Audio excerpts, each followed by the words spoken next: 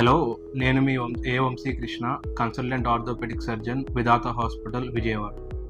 So ఇవాళ crush injury గురించి and why it is and emergency అనే దాని గురించి డిస్కస్ చేద్దామండి.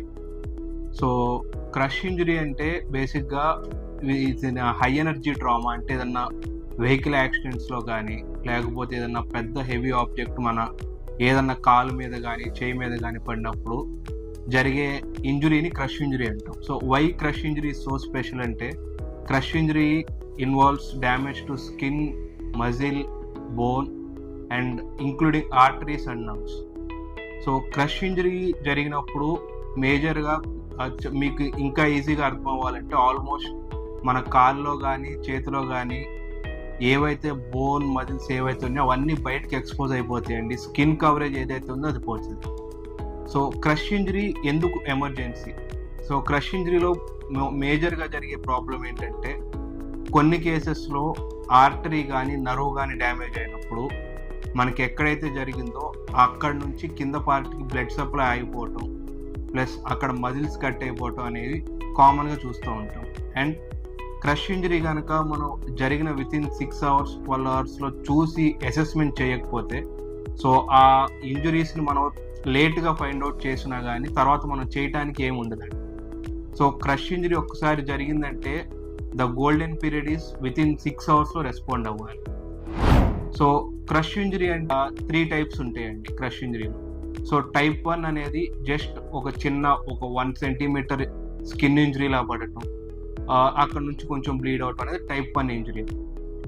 టైప్ 2 వచ్చేటప్పటికి సేమ్ స్కిన్ ఇంజరీయే, more than 1 centimeter 1 to 10 centimeters injury జరిగి కొంచెం లోపల మజిల్స్ కానీ ఏమన్నా ఎక్స్పోజ్ అవుతుంది.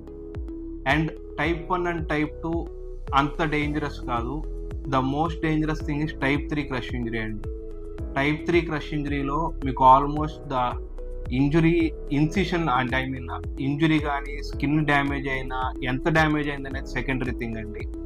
సో లోపల టైప్ 3 వచ్చేటప్పటికి మజిల్స్ కానీ స్కిన్ కానీ ఆర్టరీస్ కానీ నర్వ్స్ కానీ కనపడని డ్యామేజ్ చాలా ఎక్కువ ఉంటుంది. కొన్ని కేసెస్లో the injury length will be more than 10 centimeters.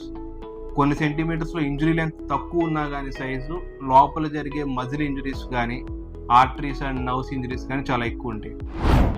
So crush injury జరిగినప్పుడు మనం ఏం చేయాలి వెంటనే? సో క్రష్ ఇంజరీ జరిగినప్పుడు ఏదైనా ఫస్ట్ పేషెంట్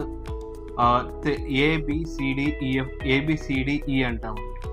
సో ఏ అంటే ఆయన ఎయిర్వే. సో ఆయన బ్రీతింగ్ ఎలా ఉంది, నార్మల్గానే బ్రీతింగ్ తీసుకుంటున్నారా, కాన్షియస్గా బ్రీతింగ్ తీసుకుంటున్నారా లేదా చెక్ చేసుకోవాలి. తర్వాత బ్రీతింగ్, బి వచ్చేటప్పటికి బ్రీతింగ్. సో బ్రీతింగ్ లోపల ఏమన్నా అడ్డుపడ్డాయా ఆయనకి, సో ఏదన్నా మెకానికల్గా ఏమన్నా అబ్స్ట్రక్షన్ ఉందా అవి చూసుకొని అవి తీసేయాలి. అండ్ సి వచ్చేటప్పటికి సర్క్యులేషన్, అంటే ఆయనకి బీపీ డ్రాప్స్ ఏమన్నా ఉన్నాయా లేకపోతే బాగా బీపీ బ్లీడ్ ఎక్కువ ఉందా ఇవి చూసుకొని వీటిని కంట్రోల్ చేయడానికి ట్రై చేయాలి. ఇవన్నీ మనం ప్రిలిమినరీగా చేయాల్సిన పని. సో తర్వాత within as early as possible within 1 hour or as early as possible within 5 minutes కుదిరితే మీరు దగ్గరలో హాస్పిటల్, ఏ హాస్పిటల్ దగ్గరలో ఉందో ఆ హాస్పిటల్లోకి వెళ్ళి మీరు ఫస్ట్ పేషెంట్కి ఎయిర్వే, బ్రీతింగ్, సర్క్యులేషన్ అనేవి ముందు మీరు కరెక్ట్ చేసుకుంటే పేషెంట్ని సేవ్ చేసే ఛాన్స్ ఉంటుంది. అండ్ ఇవి సేవ్ చేసిన తర్వాత మనం క్రష్ అయిన లింబ్ గురించి ఆలోచించాలి. సో మనకి తెలిసిన వాళ్ళు ఉన్నారు కదా, వాళ్ళ దగ్గరికి వెళ్దాము, ఏదో 1-2 గంటల దూరం లేకపోతే ఒక వేరే ఊళ్ళో ఉన్నారు, దానికోసం మీరు అరేంజ్ చేసుకునే టైం వేస్ట్ చేయాలి. సో ఫస్ట్ క్రష్ ఇంజరీలో పేషెంట్ లైఫ్ సేవ్ చేయాలి. సెకండ్ థింగ్ లింబ్ గురించి ఆలోచించాలి. సో మీకు ఇనీషియల్ ఫస్ట్ ఎయిడ్ థింగ్ గురించి మా హాస్పిటల్ అనే కాదు, దగ్గరలో మీకు ఏ హాస్పిటల్ ఉంటే ఆ హాస్పిటల్ ఫస్ట్ అక్కడికి వెళ్ళి ఆ ట్రీట్మెంట్ తీసుకోవాలి వితిన్ 5 minutes. కుదిరితే మీకు ఎంత దగ్గరలో ఏ హాస్పిటల్ ఉంటే ఆ హాస్పిటల్కి వెళ్ళి పేషెంట్ స్టెబిలైజ్ చేసుకోవాలి. సెకండ్ క్రష్ ఇంజరీకి వచ్చేటప్పటికి లింబ్ సేవింగ్ సర్జరీ అంటామండి. సో ఆ లింబ్ మనం సేవ్ చేసే ప్రొసీజర్లో కండిషన్లో ఉందా లేదా ముందు అసెస్ చేస్తాము. ఒకవేళ ఏమన్నా ఆర్టరీ డ్యామేజెస్ ఉన్నా, నర్వ్ డ్యామేజెస్ ఉన్నా వితిన్ 6 hours రిపేర్ చేసుకోవాలి. So, and మా Vidhata hospital is specialised in treating crush injuries.